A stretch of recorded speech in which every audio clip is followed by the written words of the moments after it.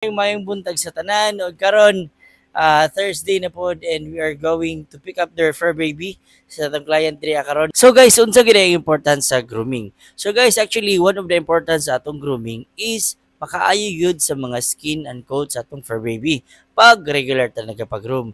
Kay kung dili na to ipag-groom, naay possibilities na mahugaw siya and pag mahugaw siya, magkadikit-dikit na iyang mga balahibo na magkakos og sakit-sakit siya. Well, at the same time, magka-red spot siya. And kanang red spot, magka-create na siya og mahitabong samad.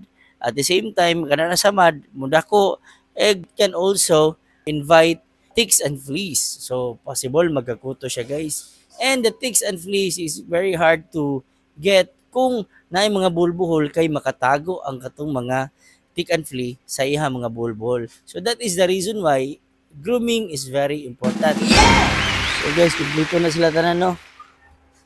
Unom ni sila kabuok mga fur babies. Narito sa sulod ng uban. And they're good to go sila yung grooming session. Yun.